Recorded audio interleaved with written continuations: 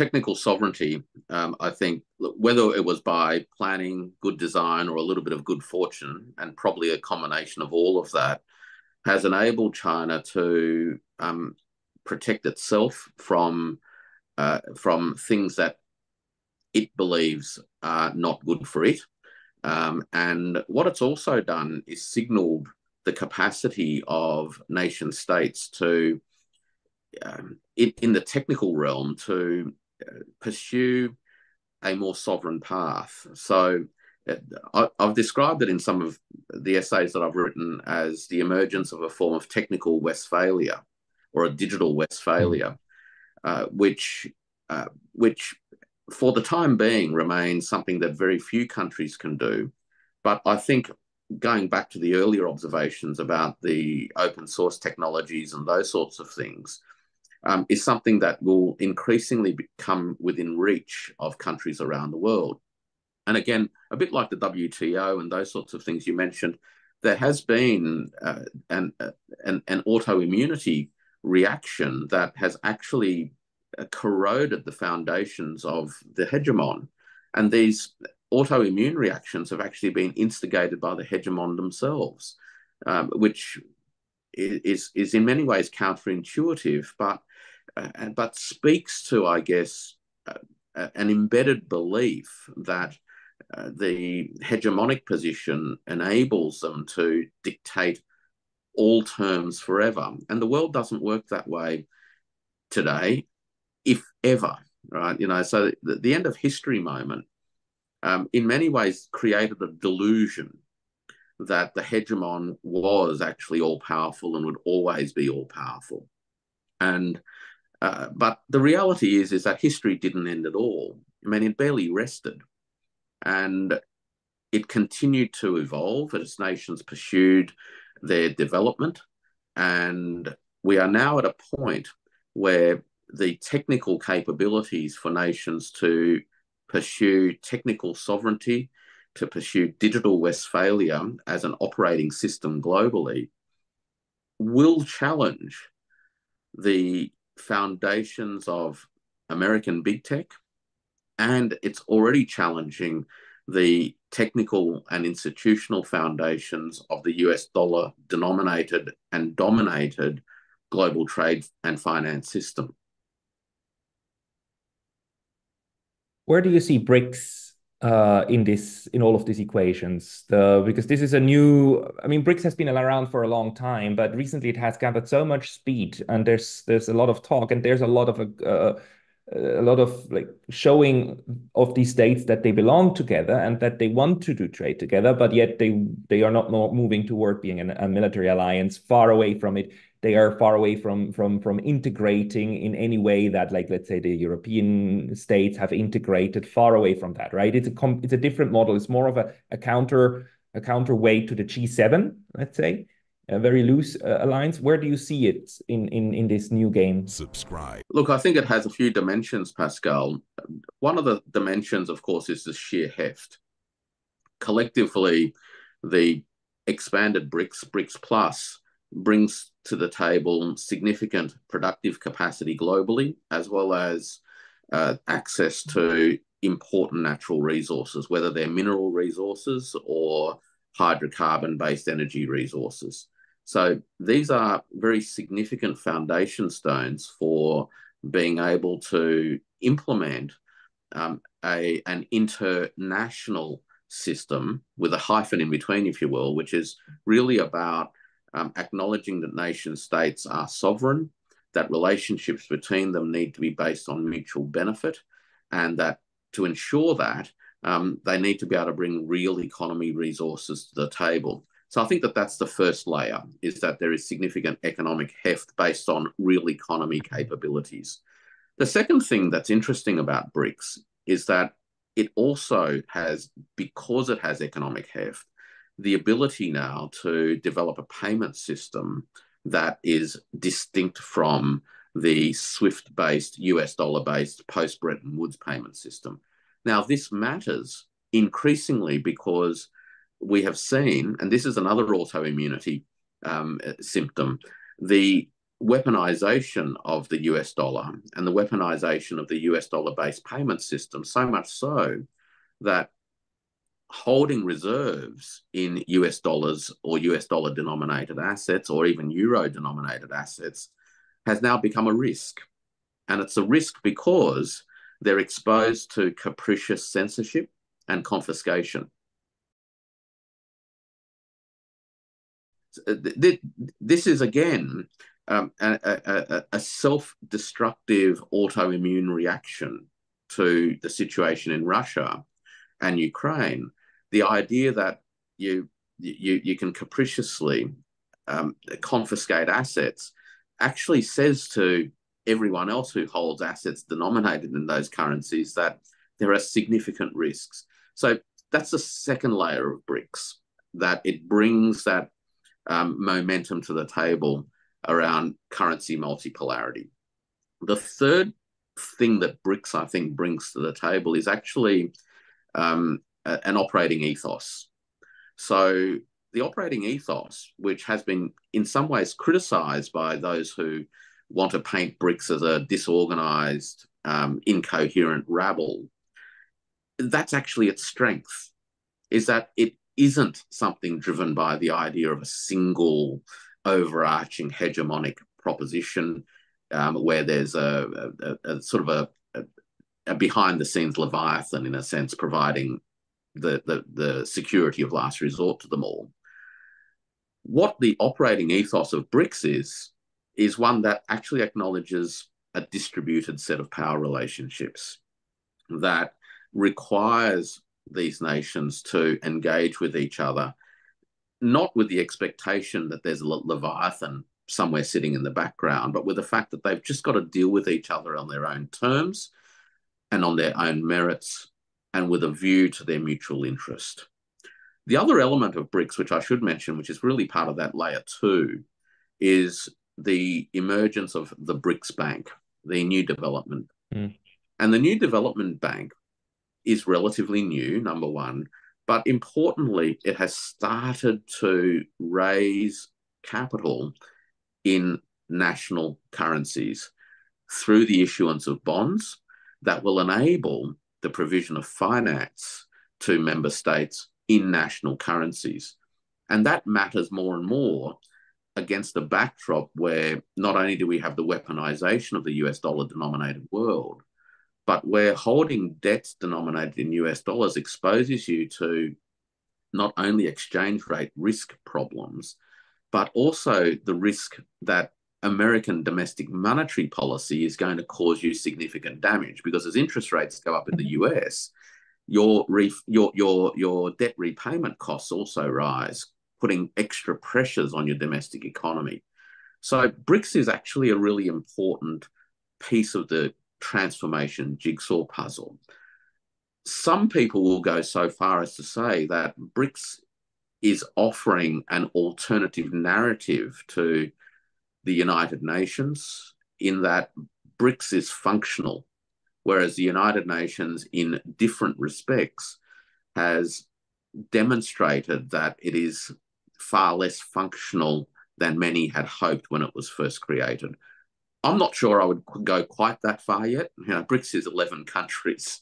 The United Nations has 70 years of history, 190 plus countries. It's a different ballgame, but I think the idea of functional operating DNA amongst countries that BRICS brings to the table is something that the UN could do with as well. Yeah, and the UN is, because the way it is structured with the charter and the way it is set up, is going to be very, in my view, impossible to ever move to that way, because it's deadlocked itself. But BRICS, by virtue of being a relatively recent and natural kind of phenomenon, right? It's a natural way that these countries get together and they gather more momentum. That changes quite a bit. And I think also what you said is very important also to keep in mind, this idea that within BRICS we can still have conflict, but we will not cease cooperation. China and India they have border disputes. They have very, very strong disputes, but they manage them and they still cooperate. It was a smart move to extend BRICS to Iran and Saudi Arabia to say, like, we can be rivals and partners at the same time and then move at different speeds. That's a very different operating system from the idea of the G7 and so on, of only playing with your own friends and make sure that your friends actually stick together. The one thing I'm wondering is we're going away from the dollar, definitely. That's no question. But having one single reserve currency or one single currency to go back to does provide a lot of benefits, which is why everybody used the dollars. It's not just that the US imposed it through the petrodollar and so on. It's also that it's convenient as a unit of account and as a medium way also for other countries to exchange. So if we suppose that we go toward a world where the US dollar is just one among many, how would you think that the actual payment systems and debt settling mechanisms will work? Is it going to be a different currency, or will we move to a different model of maybe a entire basket of currencies in which countries then can get indebted in? What's the most likely scenario to you? Look, I think in a sense, let's take half a step back and understand the functions of these currencies in a system of cross-border trade. As a reserve currency and as a means of cross-border payments, a currency in effect fulfills the role of a numeraire. So the exchange between two parties, by definition, is an exchange of equivalents. So you're exchanging two quite different things, and yet you've got to have some way of coming to a view that you are exchanging equivalents. So a numeraire performs that role. Anything can be a numeraire so long as the parties agree to it. A numeraire needs to be stable or relatively stable because you need to have confidence that you can continue to conduct these transactions or exchanges of equivalents through time on the basis of roughly similar equivalents, from today and tomorrow and in a year's time. So the US dollar as a numeraire has been quite useful in many regards.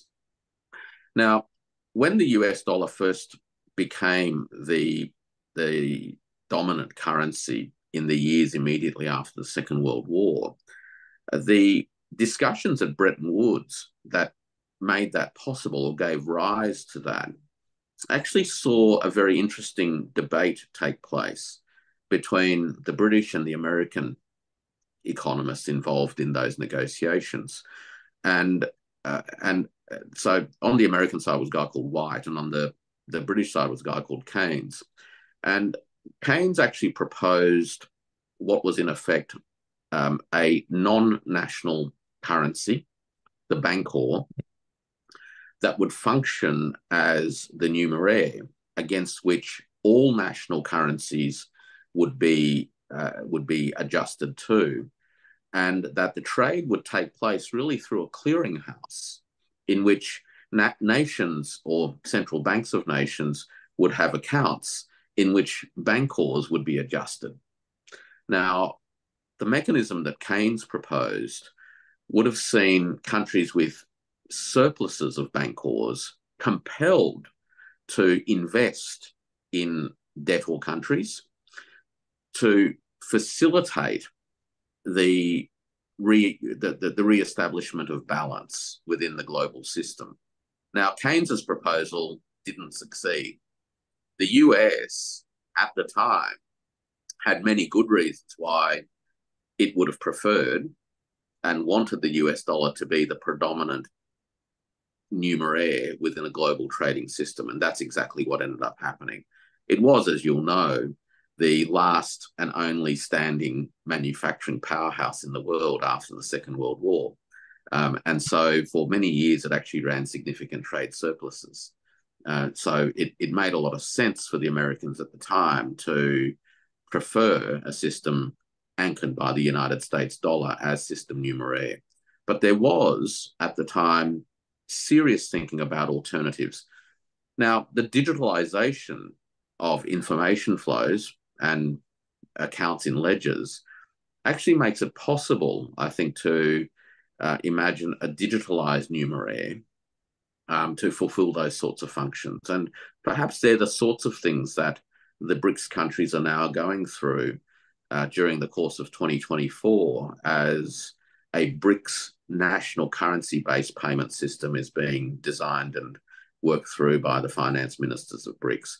I don't know what the end outcome is going to be, but in terms of a likely short-term eventuality, I doubt that any one currency will replace the US dollar. That's the first point to make. And I think that there's a lot of reasons for that, Pascal. One is that the system transformations that are taking place are actually not about replacing one economic hegemon with another economic hegemon. Yeah. But it's a transformation of an economic system that is becoming more decentered. And the decentering of the global economic networks will, by definition, mean the emergence and use of multiple national currencies. Yeah, but that also has like significant costs and comes with problems, because if you settle all cross-border trade in your local currencies, you naturally, everybody has to hold the currencies of everybody else, and that's a mess, and that will probably give an impetus to change to something. And in the meantime, probably keep the US dollar at least to a good bit around. So my question is, like, where are we going to move to next, or are we going to be able to technologically manage the holding of so many currencies among each other, which we wouldn't have seen so far? That would be new. This is the beauty of digitalization, is that digitalization enables the resolution of many of these transaction cost problems literally on digital ledgers. So again, it goes back to the issue of what functions as a numeraire, right? And how numeraire is held as a way of balancing the value flows between different economies. I think that many of the design issues were addressed 70 years ago, broadly speaking, and with a technology gloss, so to speak, I think we are able to move towards a technically enabled, decentralized national currency-based trading system. Now, what then fulfills the role of numeraire, and what anchors that numeraire, and what the adjustment mechanisms are that will enable national currencies to numeraire ratios to adjust through time, well, that's going to be something that will be subject to, I think, considerable intellectual effort and negotiation and compromise in due course. Yeah, the question that is on my mind is what in the discussion that we have is actually going to be genuinely new in terms of what technology can provide, and what is an old problem in a new garment, because it's really interesting. Digital money is not new. Like my research on the Second World War, when Switzerland was in Japan and had its embassies open, it cleared a lot of accounts between different belligerents, and it did that all digitally, but via telegraph. Yeah. So the only thing, as you have ledgers, and then you have a means of communication, and then you can start do clearing. So this is an old technology, actually, digital money. It's not a new one. The question then is, like, is the technology going to transform the underlying principles, or do we just need a new way of doing something that we've been doing for the last 200 years already anyhow? Well, a little bit of both, I think, Pascal. And I think you touched on a really important point, with the experience of the Japanese clearinghouse through Telegram, right? Because at the end of the day, these are just information systems. Literally dealing with information systems. Traditionally, two sides transacting with each other maintained their own ledger. There was a third-party ledger, which in a sense tried to keep records to match. This was the double entry bookkeeping issue. Now, the developments in technology, I think, are seeing some movements that will address a few issues around how these ledgers are maintained in ways that support one national currency is becoming more significant, but also create operating ecosystems that are less risky for national currency, or for nations and their national currencies. So the idea of a third party being able to capriciously and unilaterally censor or confiscate currencies or their assets can be mitigated when the ledger that accounts for all of these things is actually maintained collectively, right? So that's the blockchain idea. So a blockchain or a distributed ledger of some sort. And we've actually got a number of projects globally that are doing these things already. So Enbridge is a project that has been working on cross-border payments with digital currencies anchored by a network of central banks that maintain the ledger collectively. And these are the central banks of China, Thailand, the UAE, Hong Kong Monetary Authority, with partnerships from the International Bank of International Settlements. So Enbridge is an interesting project because it shows how the distributed operations of a ledger technology can deal with a range of these issues, both from a cost point of view and also from a risk mitigation point of view.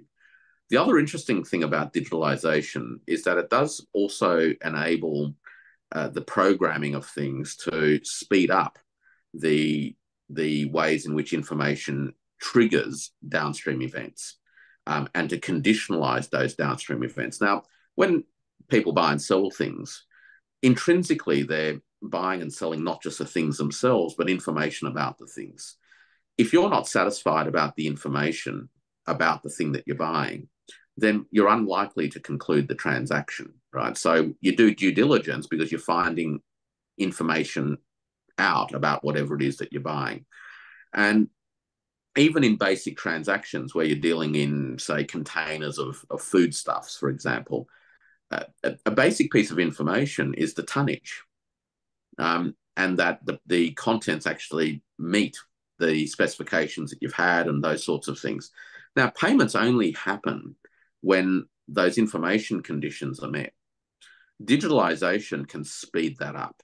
It can speed verification up, and it can speed the downstream action up. So instead of the funds sitting still for 2, 3, 4, 5, or even 10 days, awaiting information to be satisfied and then the messages to be sent for funds to be cleared, we can now do this in seconds or milliseconds. Now, this has system-wide implications because it means that there is actually less need for working capital within an overall economic system sitting idle, right?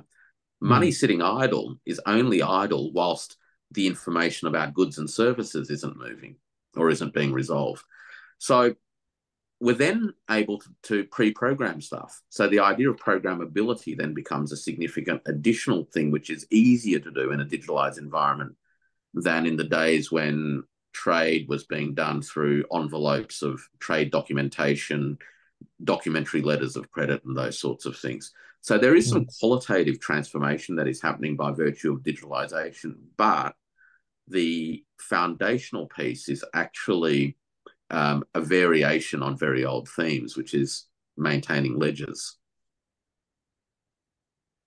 It's going to be interesting to see how this moves and whether we see comebacks of institutions like the Bank for International Settlement, the BIS, which I think could have something to do with this in the future. Even more, you touched on it, but we're nearing the end. So, Warwick, is there anything that you want to add? Let me just say one last thing, Pascal, and this goes to the issue of the transformation or the migration from a dollar-anchored system to something else. It's hard to think about how fast something can change unless we have a reference point.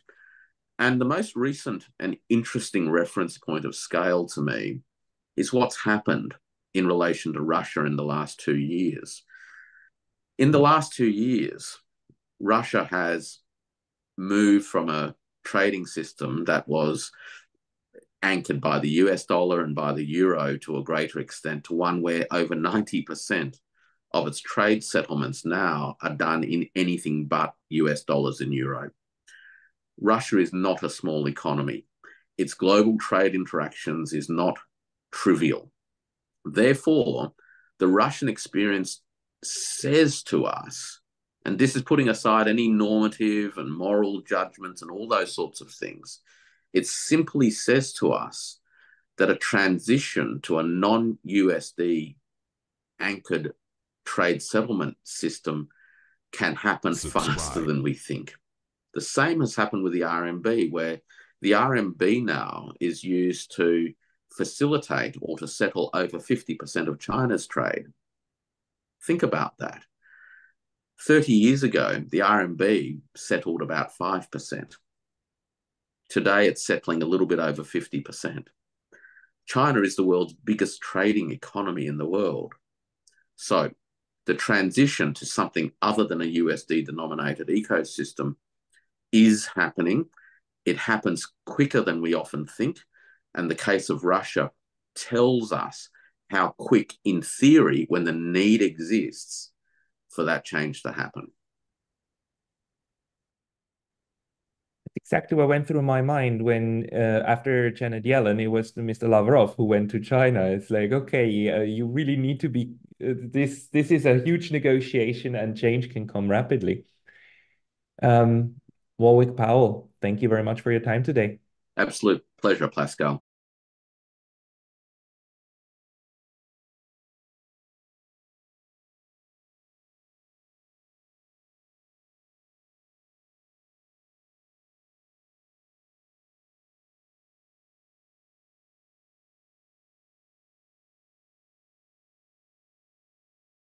Subscribe.